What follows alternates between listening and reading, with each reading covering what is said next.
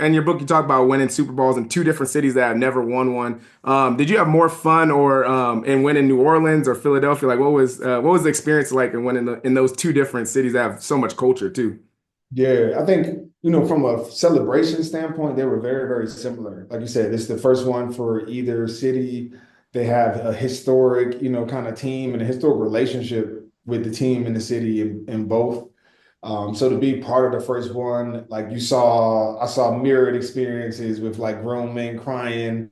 Everybody in the city has a story, that they tell about, either someone who was close to dying, who, got to see it before they passed away, or that was they only wish to see it. I've heard that on both ends. I think what was different was my experience of where I was, in New Orleans when I was a rookie where I wasn't the leader of the team. It very much felt like I was on like along for the ride and things are happening 1,000 miles an hour. And it was special to be a part of it, but it was truly, I felt like I was along for the ride. Whereas in Philadelphia, it felt like something I had manifested. Like I used to talk to my teammates, the younger ones all the time, about like trying to get them to visualize and imagine what it would feel like to be the first ones to go down Broad Street as Super Bowl champions and Philadelphia Eagles, and what it would mean to this city and what the parade would look like. I used to try to literally get them to visualize it.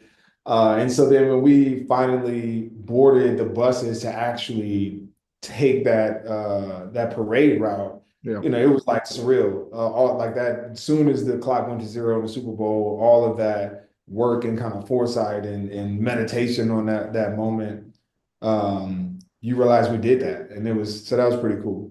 Yeah, was it speaking of the book, was it easy to get that forward from Tom Brady after like beating him in a Super Bowl or just how was it just I know I just talked to us about the forward and then let's talk a little bit about just the impact you want to have from the book as well.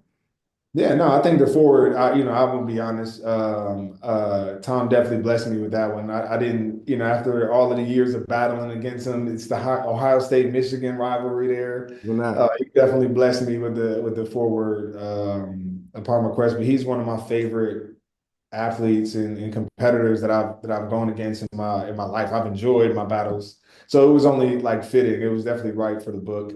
And I think this book is right on time for today's athlete. I feel like any athlete out there, any parent of an athlete, especially if you're thinking about going collegiate or professional, should read this book just for the experience alone. When you talk about what it's like to be separated from your tribe and having to kind of be, on your own, what it's like to be culturally kind of separated, what it's like to be the first one in your family to deal with opportunities and situations, to not have much guidance and still have to do things like be a top end professional to perform and still do it in a way that makes everybody proud. Those things everybody deals with if you are, a high performer, you're somebody who's the first and a lot of the times athletes are. And so even just navigating the business of it all with NIL money and things like that now, how leverage and negotiations work. I even talk about like how I got out of a contract when I didn't have any leverage.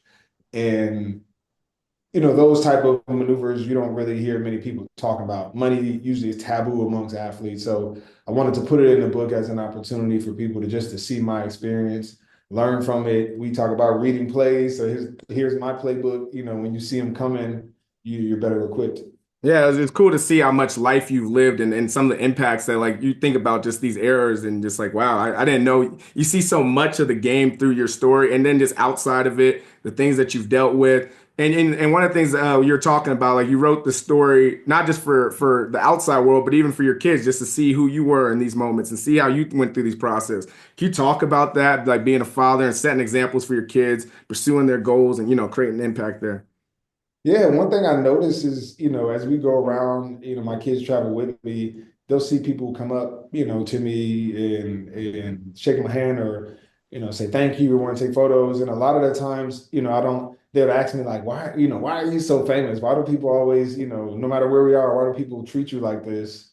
And I realize that they had never heard my story from me. I'm not telling them every day the things that I'm necessarily doing for people. They know I play football. They know people love the Eagles, but but they also know that that's not the end all be all of it. And so this was an opportunity for me to realize like, oh yeah, if something were to happen to me, my kids would have to learn it from other writers, from other people telling their perspective. And I've never really calcified this information for them. And so even in that, it's like, okay, I need to leave breadcrumbs. I need to, there needs to be rhymes and reasons to the man that they see now. And I know that that's a little bit harder for me to do, in casual conversation. If you enjoyed that clip, make sure you head over to www.bookupapp.com to download our app so you can connect with your favorite bookish content creators, start conversations, and start your own book club.